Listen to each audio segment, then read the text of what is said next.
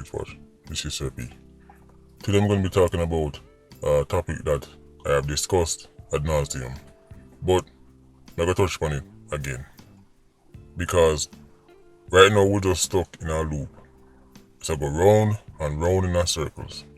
I mean, I wonder when somebody who can make a change, I can do something about it. The way how the JDF is using Jamaica is completely wrong in my opinion. By now, you've probably seen the videos that are circulate on social media. In the videos, you can see at one point a soldier use a rifle like somebody. In our next one, it's one soldier and one girl. Two of them are square up at one point and kick her in her belly. It's split opinions. One set of people I say, residents keep antagonizing the security forces. They've never yet record 87s, which is a fact by the way. They've never yet square up the 87s, look no fight the 87s, try to defend themselves at the 87s. That is also true. And soldiers are humans, so at some point they might go snap. Alright? That is one side of the argument. The next side is them go too far. The moment they start lick people with rifle like that, kick them on their belly, it's gone too far. And then people they also have a point. But what is the big picture here so? Because we can argue back and forth when these videos come out, cause 1 minute we see the video, soldier get kicked down, next minute we see soldier kicked down somebody. But this is what people not really address. The militarization of inner city communities has failed.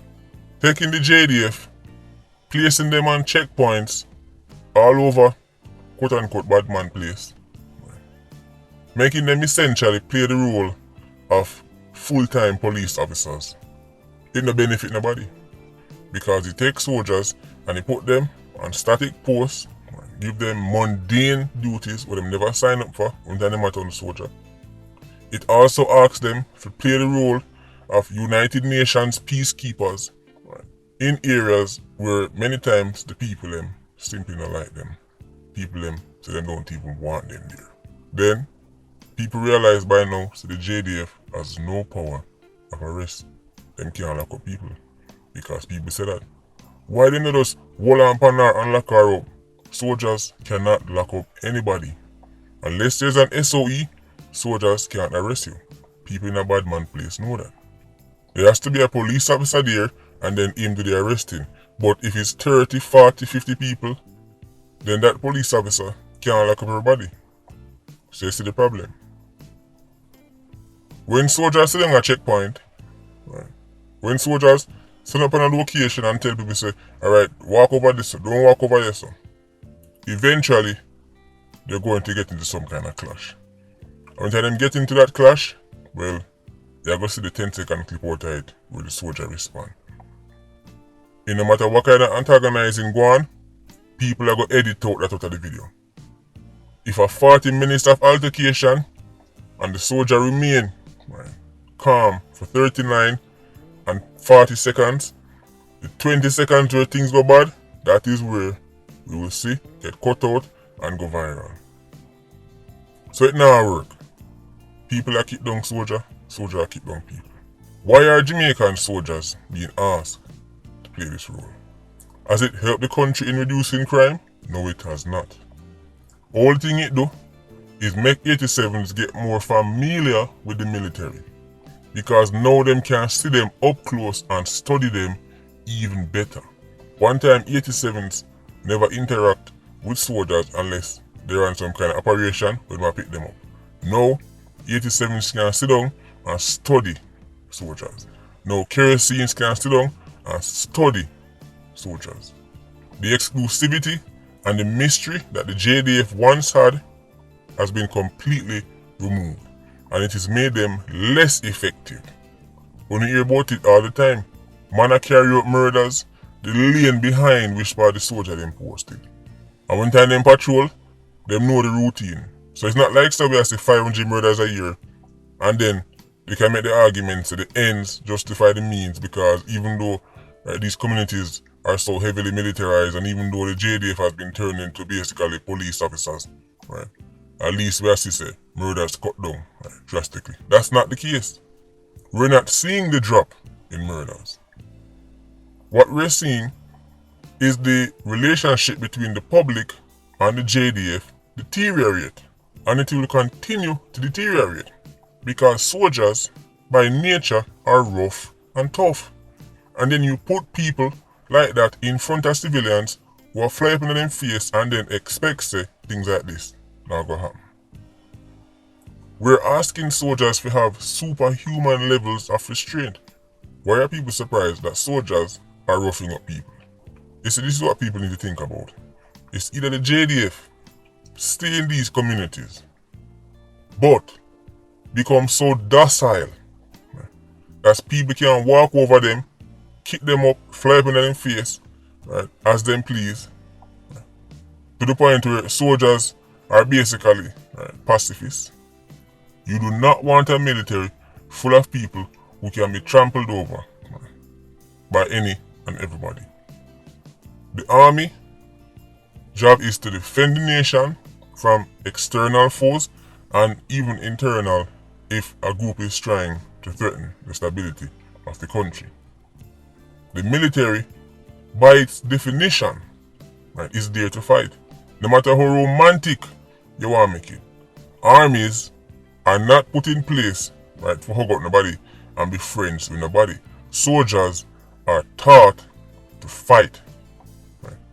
They are trained to be rough and to go on the front foot and not get dominated. That is what soldiers do. So how can the Jamaican army go deal with civilians and then suddenly transform into the Salvation Army? That is unrealistic. Things like this will continue to happen. The military is being misused, in my opinion. Having soldiers sit on a tent at checkpoint, having soldiers walk up and down the community and settle disputes. Two women a fight and soldiers are getting at the middle. A tripart girl fight, so till them all start lick soldier in the face. We've seen these videos. The narrative over here, which is that the JDF is going on West Kingston to keep down people and kill people. Right? The JDF are monsters. If the monsters are removed, West Kingston should be a better place, according to the narrative. Right? So, if the JDF remove, right, we don't want anybody else say, boy, the crime get to the hand, and every minute people are dead because the real monster is gone. Right? Isn't the JDF the worst thing ever? And the security forces the worst thing ever? So if them gone, life should be better if people in West Kingston. I'm just working with the narrative. All them do is kill off poor people. Okay, well now they won't be there to kill off any more poor people. And everybody can just live in peace with 87s who don't kill off poor people. They should not be on the streets playing police. Soldiers should remain at Up Park Camp until specific operations require them to deploy and help the police. When operations done, them go back at Up Park Camp. That should be the role of the military. And that would bring the JDF back to a place where 87s are wondering when them a come, wondering what them a go do when time they reach. Not this have the man them up and down on the streets and play police, a check ID, a conflict resolution. These are things that are not innate to soldiers. And you're telling them to just miraculously transform into these Buddhist monks, right, and have patience that can only be explained with divine intervention. It's not realistic. We'll continue to see this. Make the military stay at Up Park Camp. Make the police do the police job. I'm not saying they should take them out overnight. It needs to be a gradual withdrawal.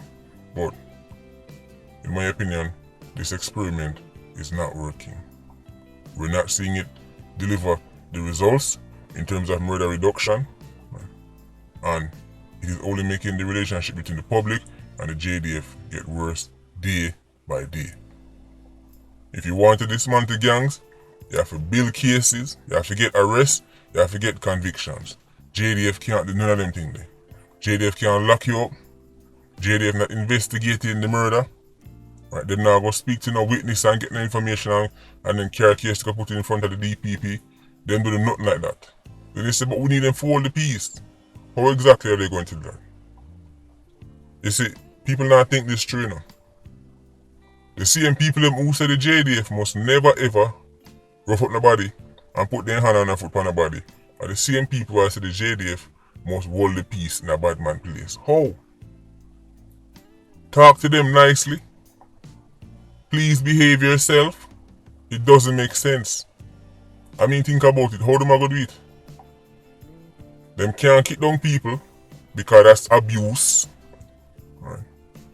And if them just sit back and accept anything, well, people will kick them down.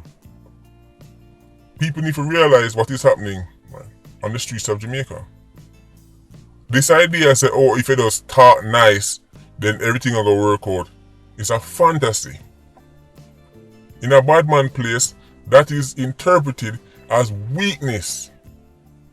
Because me fly up in him face and all him do, I turn him shoulders. Him even look me in my eye. He's weak. Try him again.